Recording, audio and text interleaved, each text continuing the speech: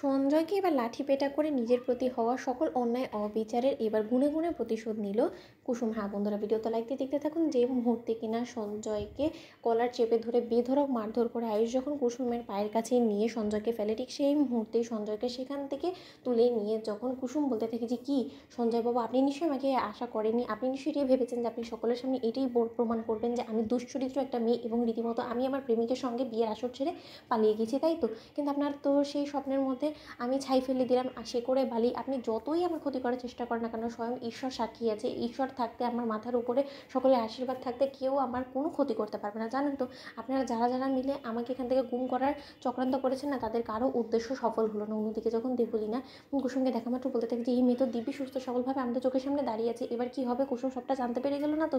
যদি কোনোভাবে আমরা ফেসে যাই তাহলে কি হবে কাকিমুনি বলে তো? অন্যদিকে যখন কুসুমের হাতে ঈশান যখন লাঠি হাতে ধরিয়ে দেয় এবং বলতে থাকে যে কুসুম আজকে আর থামবে না, এই বদমাইশটাকে নিজ হাতে তুমি শাস্তি দিবে, ওকে মারো কুসুম, মুখে মারো, আজকে কোনো মতেই থামবে না তুমি। তোমার উপরে যত নির্যাতন এই লোকটা করেছে, যত মানসিক অত্যাচার তোমাকে করেছে, তার প্রত্যেকটা গুণে গুণে ওর উপর প্রতিশোধ নাও।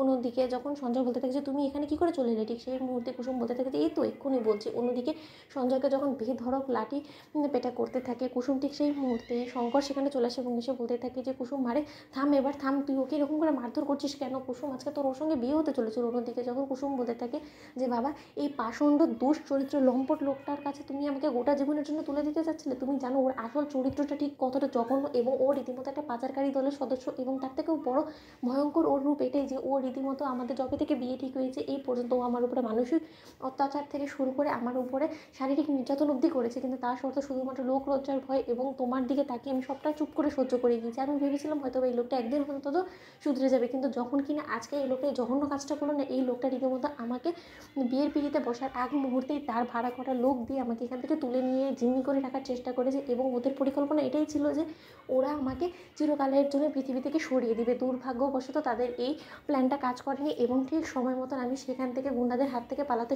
সক্ষম হয়ে যায়, এবং তার পাশাপাশি আয়ুষবাবু আজকে দেবদূতের মতন এসে আমাকে প্রাণে বাঁচিয়েছে, এবং তার জন্যই আজকে হয়তোবা তুমি তোমার মেয়েটাকে ফিরে পেয়েছো। কিন্তু এই পাষণ্ড লোকটাকে যখন আমি একবার ফিরে এসেছি তাহলে ওকে আর কোনো মতে আমি ছাড় দেবো না।